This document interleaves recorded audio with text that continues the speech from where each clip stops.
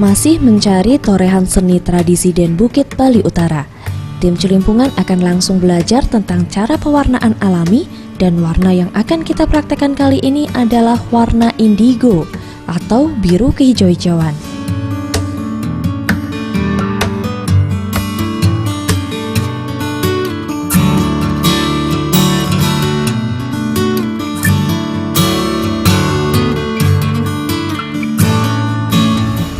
Ini namanya indigo tintoria. Ini tadi saya sudah jelaskan, ini dipotong. Saya punya banyak di kebun. Nah, iya. Ini dipotong, direndam. Ini baunya jelek sekali ini. Direndam 1 hari, sudah saya jelaskan tadi. Kalau yang untuk merah, kadang-kadang saya pakai akar mengkudu ya. Ini pohon mengkudu. Seperti ini ya.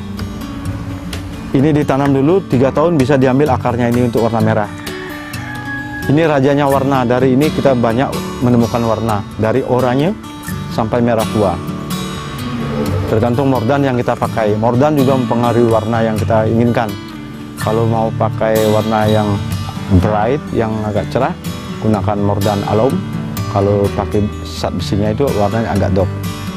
Nah, ini pakai, ini ditanam 3 tahun, kita sudah bisa ambil akar yang di sini.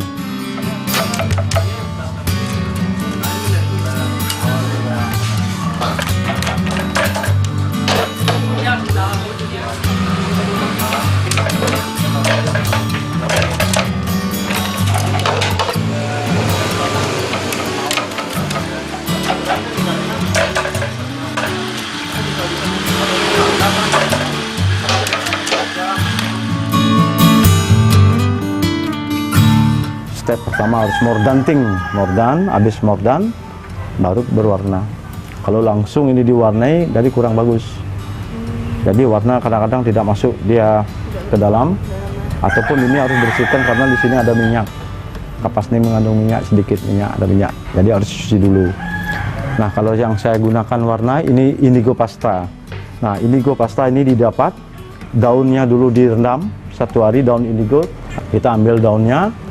Habis itu kita rendam 1 hari, baru diperas, tambahkan kapur.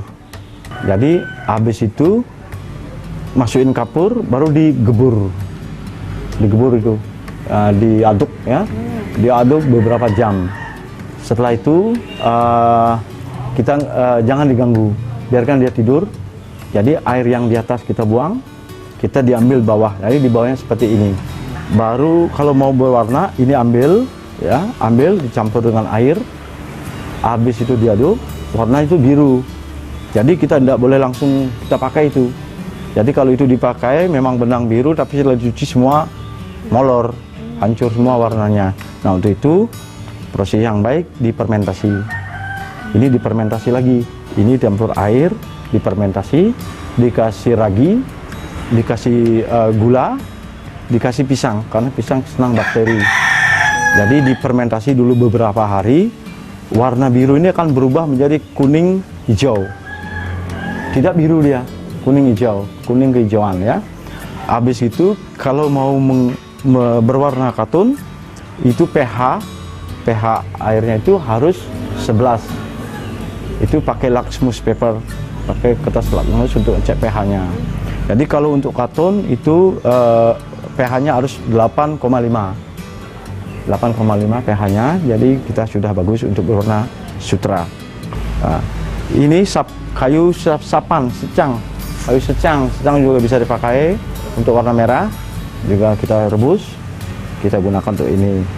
Kalau yang kuning saya gunakan ini kulit kayu mangga, pohon mangga, ya, kulitnya seperti debak ya, kulitnya ditambah dengan kunyit, turmeric ya, terus dicampur dengan kayu nangka, limbah kayu nangka yang saya gunakan itu juga direbus. Kalau membuat kuning, merah itu direbus, coklat, abu-abu, hitam itu semua bahannya direbus. Ya. Ya, warnanya kan agak biru, hijau dia. Ya, hijau. Terus ada diginiin.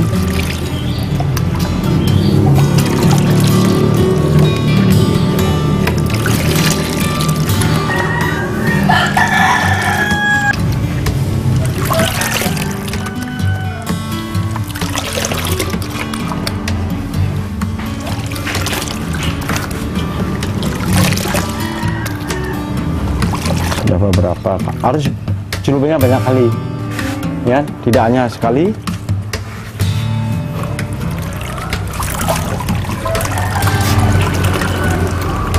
Kita bisa taruh di sini.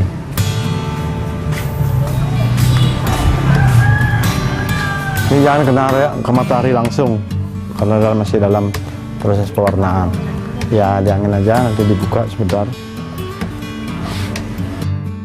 Yang sutranya. Pewarnaan alami menjadi sangat istimewa karena tidak akan menghasilkan warna yang sama persis antara satu dengan lainnya. Menginspirasi sekali ya.